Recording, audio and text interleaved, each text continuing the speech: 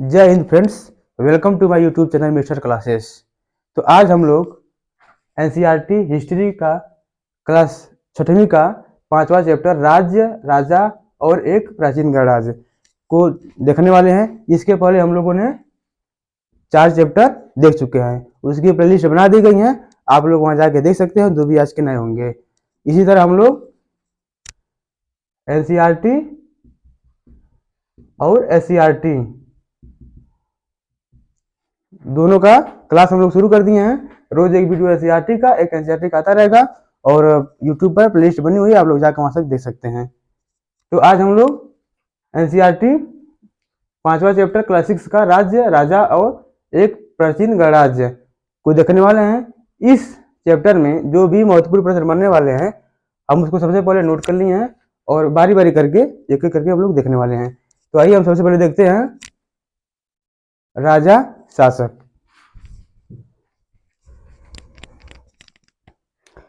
तो राजा क्या होता है, शासक क्या होता है? तो किसी भूभाग पर जो सर्वोच्च अधिकारी होता है, जो जनता का सेवा करता है, जनता पर शासन करता है, उसे हम राजा कहते हैं। तो राजा या शासक। इस समय हम राजा या शासक का चुनाव कैसे करते हैं? तो जैसे कि हम लोग जानते हैं कि वोट के माध्यम से हम अपने प्रतिनिधि को चुनते हैं, जैसे एमपी या एमएलए। फिर वो लोग जाकर वो लोग सामूहिक रूप से किसी सर्वोच्च पद का चुनाव करते हैं, जिसे हम पीएम कहते हैं। तो आजकल के समय में राजा का अर्थ पीएम। तो उस समय प्राचीन समय में कैसे राजा का चुनाव हुआ करता होगा? ठीक। तो राजा मुख्यतः उस समय 3 तरह के चुने जाते थे। पहला जन के माध्यम से, दूसरा यज्ञ के माध्यम से, और यज्ञ की प्रचलित रूप है अश्वमेध यज्ञ। अश्वमेध यज्ञ। ठीक।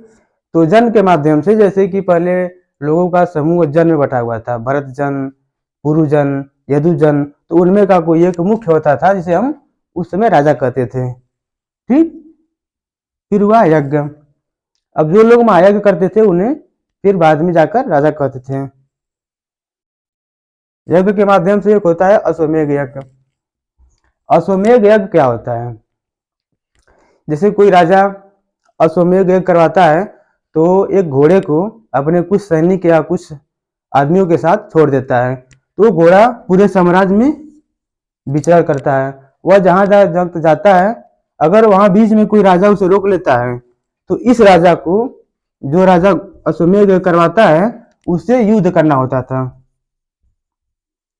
अगर जो लोग नहीं रोकते थे, छोड़ देते थे, तो यह समझा जाता था कि इन राजाओं से ज्यादा शक्तिशाली यह राजा है जो अश्वमेध यज्ञ करवाएगा। ठीक।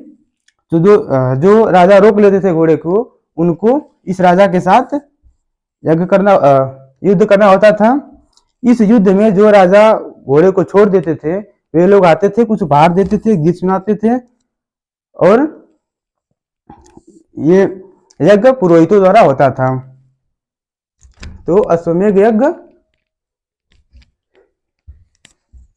पुरोहित करवाते थे। अश्वमेध यज्ञ करने वाला राजा उस समय का सबसे शक्तिशाली राजा होता था। सबसे शक्तिशाली।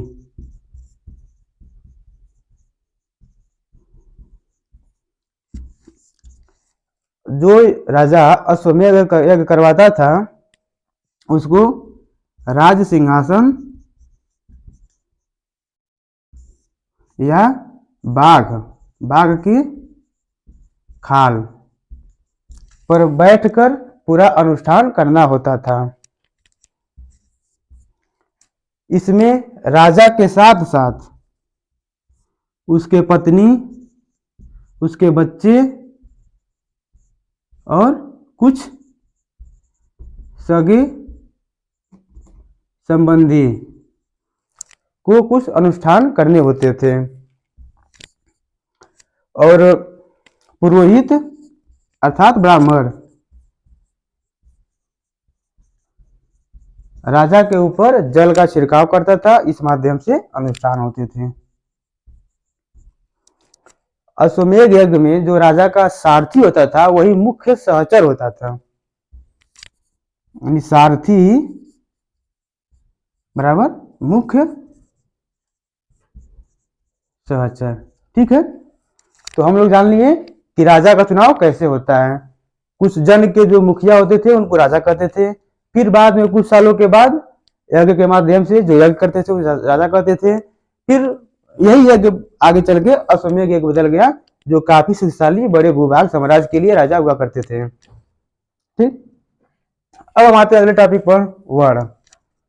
वर्ण क्या होता है?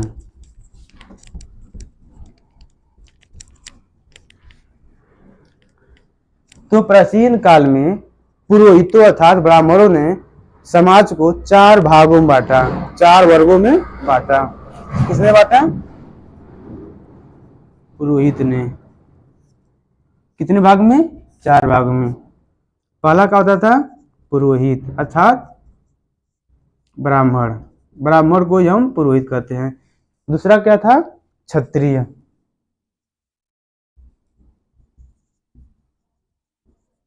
तीसरा वैश्य। चौथा शूद्र। जो लोग धार्मिक अनुष्ठान करते थे उन्हें हम ब्राह्मण या पुरोहित कहते थे। ये लोग यज्ञ भी करते थे। क्या क्या करते थे ये लोग? पहला टॉपिक धार्मिक अनुष्ठान और यज्ञ। यह परीक्षा में पूछ सकता था कि यज्ञ करने का अधिकार किसको था, मतलब यज्ञ कौन कर सकते थे। अधिकार तो इन दोनों लोगों को था, लेकिन कौन करते थे? पुरोहित करते थे। ठीक। दूसरा क्षत्रिय। क्षत्रिय क्या करते थे? युद्ध करते थे और रक्षा करते थे। युद्ध और रक्षा। रक्षा किसे करते थे? अपने राजाओं का, अपने शासकों का, किसी बाहरी आक्रमण से युद्ध न हो इसलिए। फिर वैश्य। वैश्य का काम क्या था? यह मुख्यतः कृषक थे, व्यापारी थे। कौन कौन थे? कृषक, व्यापारी। और शूद्र क्या करते थे? ये मजदूर, दास, कम्मकार, इन लोगों को रखा जाता था शूद्र में। अब क्षत्रिय और वैश्य इन लोगों को यज्ञ करने का अधिकार था। क्या था? यज्ञ अनुष्ठान करने का अधिकार था। यज्ञ कौन करवाता था? पुरोहित और ब्राह्मण। ठीक। बाद में कुछ समय के बाद जाकर ब्राह्मणों ने इन वर्ण व्यवस्था, पुरोहितों ने ये वर्ण है, ठीक, वर्ण, इस वर्ण व्यवस्था को आगे चलकर उन्होंने बदल दिया और जाति का रूप दे दिया। जो जिस वर्ण में पैदा होगा वह उसी वर्ण का होगा। और कुछ लोगों को अलग से इन्होंने काम के आधार पर, जैसे मजदूर, शिल्पकार, व्यापारी, जो शव को जलाने का काम करते थे, शव दाह करने वाले, इन लोगों को अछूत का संज्ञा देती है। क्या? अछूत। अछूत में कौन आते हैं? मजदूर, शिल्पकार, व्यापारी, सौदा इत्यादि। ठीक। तो इस तरह से हम लोग पूरे वर्ण व्यवस्था के बारे में चर्चा कर लेंगे। ठीक। अब आते हैं अगले टॉपिक पर, महाजनपद, जनपद पर। ठीक, अगला टॉपिक है जनपद।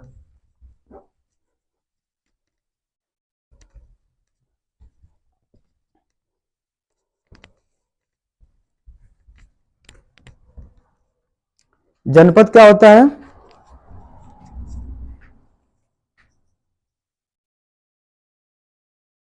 जनपद का अर्थ होता है कि जन या समूह, जन या समूह। जहां वे लोग, जैसे एक जन में उसमें बहुत लोग रहते थे, तो उस जन को जनपद में बांटा गया है। जनपद के हिसाब से लोग शासन करते थे। जो लोग महायज्ञ करते थे, क्या?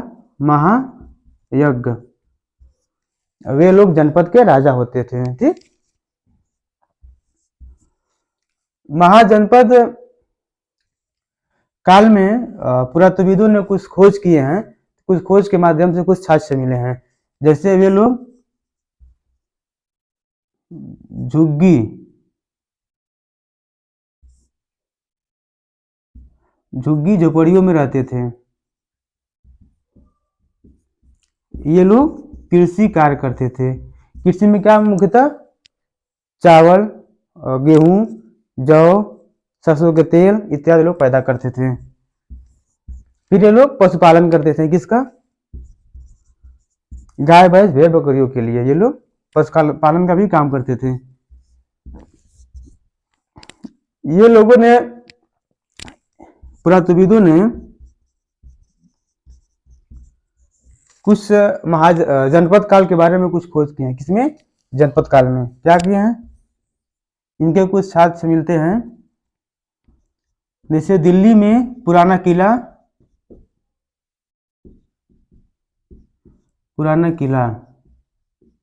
इसका लोग खोज किए हैं। फिर एटा कहाँ है? इस समय उत्तर प्रदेश का एक जिला है। एटा में अतरंजी खेड़ा का खोज किया है। फिर इन्होंने कुछ हस्तिनापुर, फिर कुछ मेरठ में। ठीक, यह पूछ सकता है कि पुरातत्वविदों ने दिल्ली का पुराना किला किस काल में खोज किए थे, तो हम बता सकते हैं महाजनपद काल में। ठीक, यह पूछ सकता है कि अतरंजी खेड़ा कहाँ है, तो हम बता सकते हैं एटा में। ठीक, यानी जनपद काल में मुख्यतः 4 खोज किए गए। कौन कौन से? दिल्ली का, एटा का, हस्तिनापुर का और मेरठ का। ठीक, इस क्रम में हम लोग आते हैं अपने अगले टॉपिक पर, महाजनपद।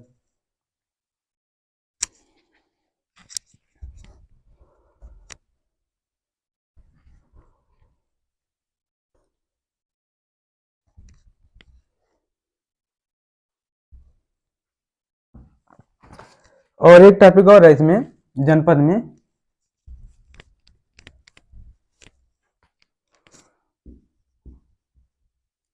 जनपद में वे लोग एक धूसर चित्रित बर्तन का खोज किए हैं। क्या? धूसर चित्रित बर्तन। यह ज्यामितीय आकार से बना होता है, ज्यामितीय आकार से, जिसका प्रयोग लोग थाली के रूप में, कटोरे के रूप में भोजन करने के लिए करते थे। थाली के रूप में, कटोरे के रूप में, यानी भोजन करने के रूप में करते थे। ठीक, तो अगला टॉपिक है महाजनपद। तो यही जनपद जब आगे जाकर बड़े स्तर पे हो गए, बड़े साम्राज्य में बदल गए, तो उसे महाजनपद कहा गया। यानी जनपदों का बड़ा रूप। महाजनपद काल करीब 2500 साल पहले की घटना है। इस समय राजा महाराजाओं का साम्राज्य काफी बड़ा हो गया था और अपने साम्राज्य को बचाने के लिए वे लोग अनेक सैनिक रखना शुरू कर दिए और अस्थाई सैनिक रखे। अस्थाई सैनिक रखे तो इन लोग को वेतन भी देना पड़ेगा, तो इन लोग को वेतन मिलता था। वेतन किस रूप में मिलता था? आहत के रूप में। आहत क्या होते हैं? सिक्के, यानी आहत के रूप में। ये अपने साम्राज्य को बचाने के लिए बड़े बड़े साम्राज्य के चारों किनारे किलेबंदी करते थे। किलेबंदी करने के लिए लाखों ईंटों, लाखों पत्थरों, बहुत सारी लकड़ियों का इस्तेमाल करके बड़े बड़े ऊंचे मोटी दीवार बनाते थे कि जिससे इनके साम्राज्य में कोई बाहरी राजा आक्रमण न कर पाए। तो ये लोग क्या करते थे? किलेबंदी। किलेबंदी क्यों करते थे? ये एग्जाम में पूछा जा सकता है और पूछा भी है कि महाजनपद काल के लोग किलेबंदी क्यों करते थे। तो जाहिर सी बात है कि वे लोग अपने साम्राज्य को बचाने के लिए, बाहरी शत्रुओं से, बाहरी आक्रमण से, बाहरी महाजनपद के राजा से बचाने के लिए ये लोग किलेबंदी करते थे। उसके लिए अस्थायी सैनिक रखते थे। सैनिकों की संख्या बहुत ज्यादा हुआ करती थी और सैनिक का वेतन लोग आहत के रूप में देते थे। लेकिन उतना पैसा आया वहां से, तो पैसे के लिए क्या किए लोग, कर लगाना शुरू कर दिए। अब इन लोगों के कर कई लोगों पर लगे हुए थे। जैसे ये लोग कृषि पर कर लेते थे। कृषि मतलब खेती पर। खेती पर कर लेते थे 1/6 भाग, यानी कुल उपज का 6 भाग में 1 भाग ये लोग कर लेते थे। और इसे लोग क्या करते थे, भाग। यह पूछ सकता है कि भाग द्वारा कर का टैक्स कर किस काल में लिया जाता था, तो महाजनपद काल में। यानी महाजनपद काल में कर को वे लोग भाग कहते थे। कृषि पर था 1/6। फिर वे लोग लेते थे और मजदूरों से। मजदूरों से कर लेने की क्या प्रक्रिया थी, 1/30, यानी 1 महीने में 1 दिन राजा के लिए वो लोग काम करते थे। 1/30 कहें या महीना लिखते हैं, ठीक। अगला था वो वे लोग पशुपालकों से। पशुपालकों से कैसे लेते थे, जो लोग पशु पालते थे उस पशुओं के उत्पाद या उसके जैसे व्यवसाय से जो लाभ होता था उसके लाभ के रूप में, तो मुख्यतः यह उत्पाद के रूप में लेते थे। जैसे गाय का पालन होता है, गाय से दूध मिलता है, वो दूध के रूप में लेते हैं। भेड़ पालते हैं, भेड़ से क्या मिलता है, उनके भेड़ बालों से उसका बालों का लोग उसका कर के रूप में लेते थे। फिर शिकारियों से लेते थे, यानी जो शिकारी जंगल में शिकार करते थे, कुछ नए नए प्रजाति के पशुओं को इकट्ठा करते थे। उन पशुओं में कुछ पालतू पशु थे, उन पालतू पशुओं को वे लोग कर के रूप में देते थे। कुछ संग्राहक। संग्राहक क्या होते हैं, जो भोजन को इकट्ठा करते हैं जंगलों में, तो जो ये भोजन भी करते हैं और कुछ अन्य उपयोगी वस्तु भी करते हैं, जैसे अयस्क वगैरह करते हैं, कुछ कीमती पत्थर वगैरह, कुछ कीमती लकड़ियां वगैरह, तो वे लोग सब देते थे। यानी महाजनपद काल में जनपदों का बड़ा स्वरूप है। 2500 साल पहले की घटना है। अस्थायी सैनिक रखते थे, वेतन देते थे आहत के रूप में। आहत क्या होते हैं, सिक्का। सिक्का क्या, जो चौकोर और गोलाकार कई आकार के हो सकते थे। वेतन देने के लिए उन्होंने कर लेना शुरू किया। कर किससे लिया, कृषि से, मजदूर से, पशुपालकों से, शिकारी से और संग्राहक से। पशुपाल कृषि से 1/6 के रूप में, जिसे हम भाग कहते हैं। मजदूर से 1/30, यानी 1 महीना में 1 महीना जो होता है वर्किंग डे, उसमें का 1 दिन राजा के लिए काम करना होता था।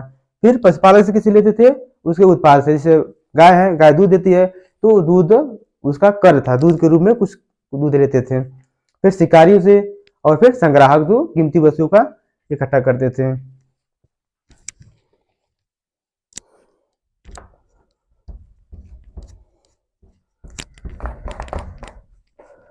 फिर हम आते हैं अगले टॉपिक।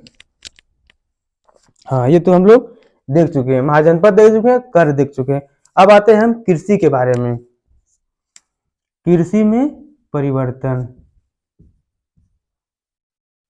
कृषि में परिवर्तन।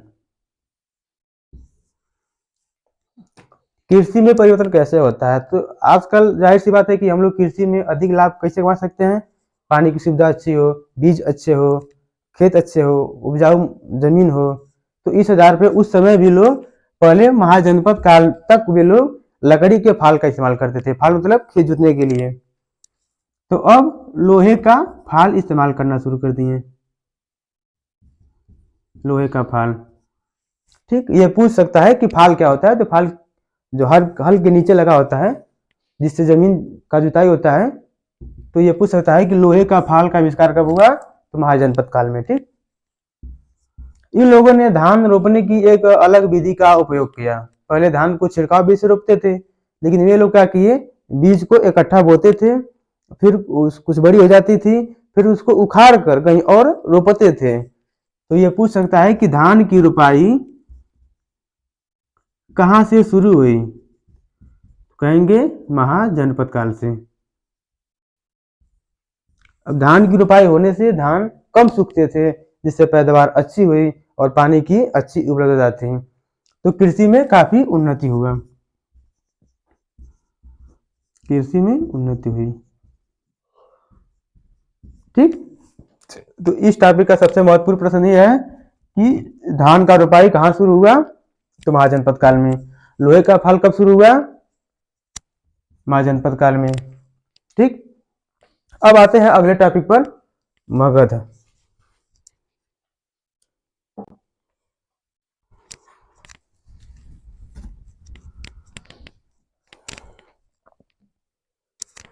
मगध, मगध कहाँ है? जैसे हम लोग आज बिहार के रूप में जानते हैं, तो बिहार में ही एक बड़ा क्षेत्र था, भूभाग क्षेत्र था, जो गंगा और सोन नदी के बीच का इलाका था। मगध कहाँ स्थित है? गंगा और सोन नदी। मगध उस समय बहुत शक्तिशाली राज्य था। शक्तिशाली होने का कारण इनका मुख्यतः तीन है। एक यातायात, दूसरा जल वितरण की सुविधा, और तीसरा जंगल के आसपास के क्षेत्र होने के नाते। पहला क्या था? यातायात, दूसरा जल वितरण, और तीसरा क्या था? उपजाऊ भूमि। जैसे जंगल के आसपास की भूमियां बहुत उपजाऊ होती हैं, क्योंकि वहाँ पेड़ पत्तों से उपजाऊ भूमि, पेड़ पत्तों की खाद के रूप में उपलब्धता होती है। तो मगध कहाँ था? गंगा और यमुना, गंगा और सोन नदी के बीच का इलाका था। यह बहुत शक्तिशाली उस समय साम्राज्य हुआ करता था, क्योंकि यातायात की सुविधा बढ़िया थी, जल वितरण का सुविधा बढ़िया था। जल वितरण से खेती में खेती के लिए बहुत लाभदायक होता है, क्योंकि आसानी से पानी मिलता रहेगा हर खेत को, तो कृषि में काफी उन्नति होगी। फिर उपजाऊ, फिर अब इस समय यहाँ के दो शासक बहुत महत्वपूर्ण थे। कौन कौन? बिंबिसार और अजातशत्रु। एक महापद्म नंद भी है,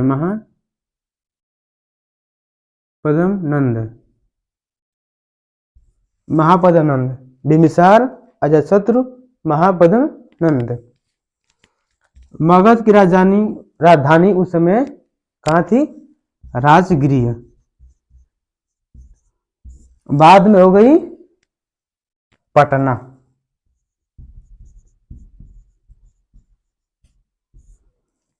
ठीक, तो यह एग्जाम में पूछ सकता है। देखिए पहला टॉपिक क्या है? मगध का क्षेत्र कहाँ है? तो गंगा यमुना के आसपास के क्षेत्र। यहाँ का मुख्य शासक कौन था? बिंबिसार, अजातशत्रु, महापद्म नंद। मगध की राजधानी क्या थी? राजगिरी। फिर बाद में कहा हो गई? पटना। मगध के शासनकाल में ही मेसोडोनिया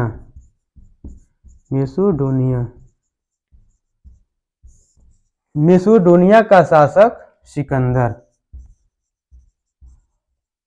यह घटना कब की है? 2300 साल पहले की। 2300 साल पहले मेसोडोनिया का शासक सिकंदर मिस्र और मध्य एशिया पर आक्रमण करते हुए भारत की ओर कूच किया। कहाँ कहाँ? पहले ये मिस्र, फिर मध्य एशिया। इसके बाद उन्होंने भारत पर आक्रमण करने की योजना बनाई। तो उन्होंने भारत आए भी, भारत में रावी नदी के तट पर आए। तो इस सिकंदर के सैनिकों ने अपने शासक से कहा कि भारत में उस समय महान शासक में, जैसे कि वे शासक में स्थल यानी पैदल सैनिक की मात्रा काफी ज्यादा थी, हाथियों की संख्या ज्यादा थी, रथों की संख्या ज्यादा थी। इस नाते वे लोग डर गए। डर के फिर सिकंदर वापस लौट गया।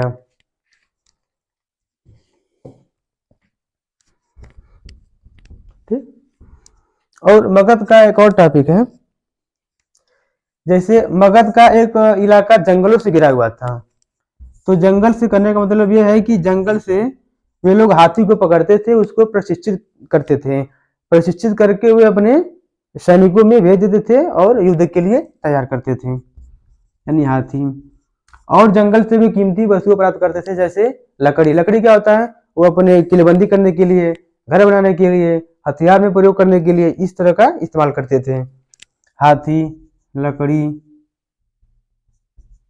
और लौह अयस्क। लौह अयस्कों से वे लोग अपने धारदार तेज मजबूत हथियार बनाते थे। लौह अयस्क।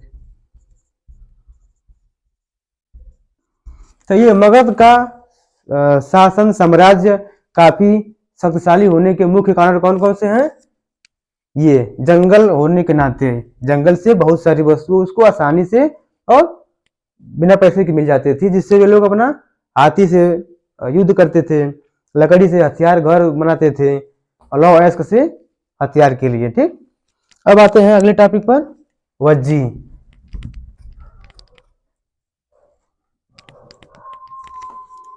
वज्जी वज्जी भी एक महाजनपद है जो इस समय बिहार के वैशाली जिले में था उस समय। तो वज्जी की राजधानी कहाँ थी? वैशाली। इस समय कहाँ है? आधुनिक बिहार में। आधुनिक बिहार में वज्जी एक पहला भारत नहीं, विश्व का पहला गणतंत्र था। क्या था? गणतंत्र। गणतंत्र का मतलब क्या है कि उनके शासक उस समय शासन में गण और संघों में बटे हुए थे। किसमें?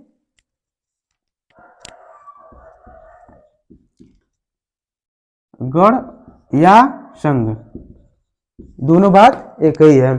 गण का मतलब क्या होता है कि कई सारे सदस्यों का एक समूह है, अर्थात समूह से। और संघ का मतलब क्या होता है कि कई सारे सदस्यों को मिलाकर एक संगठन बनाते थे, संघ बनाते थे। दोनों का बात एक ही है।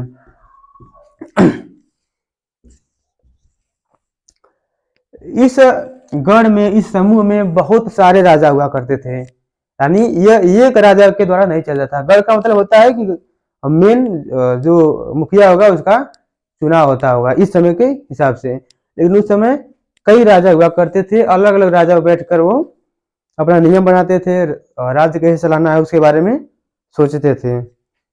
यानी कई राजाओं द्वारा शासन। यह पूछ सकता है कि भारत का पहला गणतांत्रिक शासक कहाँ था? तो वज्जी वैशाली। वज्जी की राजधानी है वैशाली। ठीक।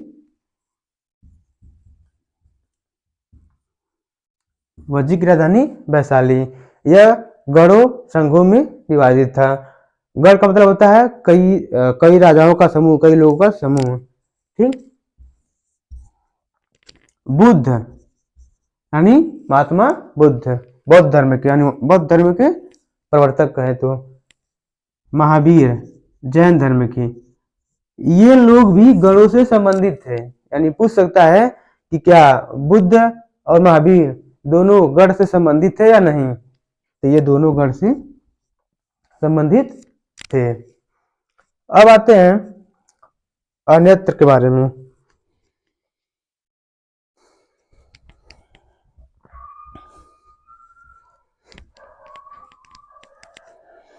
तो पहले हम कुछ समझ लेते हैं। ये जो गण या संघ की हम बात किए हैं, तो उस समय प्रजातांत्रिक रूप से काफी प्रचलित थे, लेकिन इनको नष्ट करने के लिए कई शासक थे, लेकिन कर नहीं पाए। इनको पूरी तरह से नष्ट या खत्म किसने किया? गुप्तों ने। ठीक। गुप्त मतलब कि गुप्त शासकों ने। और एक आता है दीर्घ निकाय।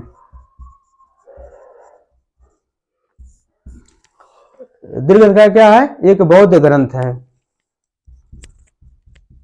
बौद्ध ग्रंथ है जिसमें वज्जी संघ का वर्णन है। तो एग्जाम के दृष्टि से काफी महत्वपूर्ण है कि पूछ सकता है कि दीर्घ निकाय किसका ग्रंथ है, जैन का, बौद्ध का। तो यहाँ बहुत कंफ्यूजन बहुत ज्यादा होता है, तो ये हम बता देते हैं आपको, देख लीजिए, बौद्ध ग्रंथ है। दीर्घ निकाय बौद्ध ग्रंथ है। इसमें किसका वर्णन है, वज्जी संघ का। एग्जाम में पूछ सकता है कि वज्जी संघ या मगध संघ का, तो बताएंगे केवल वज्जी संघ का। वज्जी संघ गढ़ और संघ पर आधारित शासन था। तो अन्यत्र में एक कहानी है जिसके बारे में हम चर्चा करते हैं।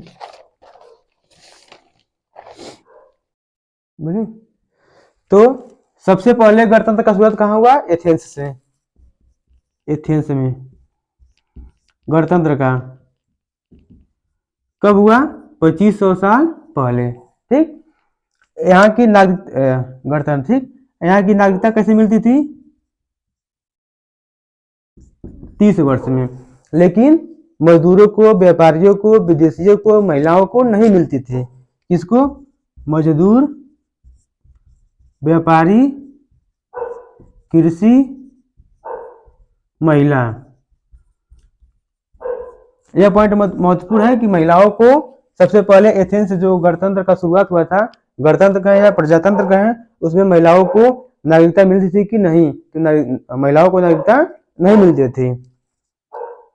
ये लोग 40 सभा करते थे, कब, कितने दिन में, 1 साल में।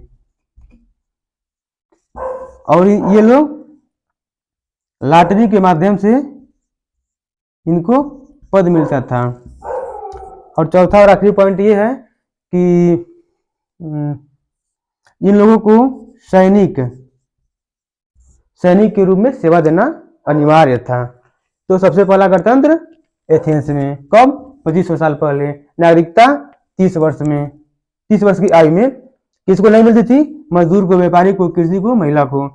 40 सभा करते थे 1 साल में। इनका पद व्यवस्था लॉटरी के माध्यम से, और सैनिक रूप अनिवार्य था सभी नागरिकों के लिए। तो आइए हम इसके बारे में देख लेते हैं कुछ अन्य इंपॉर्टेंट महत्वपूर्ण महाजनपदों के बारे में। तो आइए दोस्तों देखते हैं हम 16 महाजनपद और उसकी राजधानी और उसका क्षेत्र। तो पहला है अंग। अंग की राजधानी है चंपा। चंपा कहाँ है, इसमें बिहार के मुंगेर और भागलपुर जिला के आसपास। दूसरा है मगध। मगध कहाँ है, राजगिरी, उसकी राजधानी है राजगिरी गिरिब्रज, ये कहाँ है, बिहार में। तीसरा है कौशल, इसकी राजधानी श्रावस्ती, ये कहाँ है, उत्तर प्रदेश में।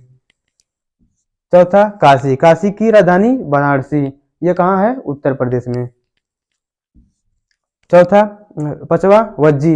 वज्जी की राजधानी वैशाली, यह कहाँ है, बिहार में। मल्ल। मल्ल की राजधानी कुशीनारा, यह कहाँ है, कुशीनगर, देवरिया, गोरखपुर के अगल बगल का क्षेत्र, उत्तर प्रदेश में।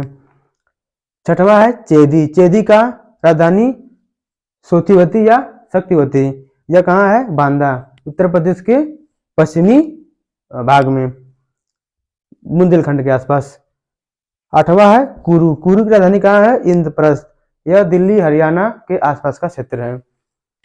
फिर 9वां है पांचाल। पांचाल की राजधानी कहाँ है, अही छन्न या काम्पिल, यह कहाँ है, उत्तर प्रदेश के फर्रुखाबाद जिले के आसपास। 10वां है वत्स। इसकी राजधानी कहाँ है, कौशाम्बी। कौशाम्बी कहाँ है, उत्तर प्रदेश के इलाहाबाद के आसपास। फिर 11वां है मत्स्य। इसकी राजधानी है विराटनगर। विराटनगर कहाँ है, भारत के राजस्थान राज्य। फिर 12वां सुरसेन है। इसकी राजधानी कहाँ है, मथुरा। मथुरा कहाँ है, उत्तर प्रदेश में। फिर आता है 13वां अस्मक। अस्मक की राजधानी कहाँ है, पैठर। और ये गोदावरी नदी के तट पर स्थित है। और इम्पोर्टेंट, बहुत इंपॉर्टेंट इसलिए है कि यह एकमात्र केवल दक्षिण भारत का महाजनपद था, बाकी सब उत्तर भारत या उत्तर प्रदेश बिहार से संबंधित थे। 14वां है अवंती। अवंती की राजधानी कहाँ है, माहिष्मती, यह कहाँ था, उज्जैन। उज्जैन कहाँ है, एमपी का एक जगह है। फिर 15वां है गांधार। गांधार कहाँ, उसकी राजधानी थी तक्षशिला। तक्षशिला कहाँ है, अफगानिस्तान। फिर लास्ट है कम्बोज। इसकी राजधानी है हाटक, और यह कहाँ है, पंजाब में। तो इसको आप लोग याद कर सकते हैं, 16 महाजनपद, उसकी राजधानी और उससे संबंधित क्षेत्र। तो इस तरह से आज हम लोग एनसीईआरटी हिस्ट्री का छठवां क्लास 6 का 5वां चैप्टर राज्य राजा और एक प्राचीन गणराज्य इसको हम लोग कंप्लीट कर लिए। और कल मैं फिर एक चैप्टर के साथ आऊंगा और आप लोग वीडियो को प्लेलिस्ट बनी हुई है वहां जाके देख सकते हैं और देखते रहें। जय हिंद।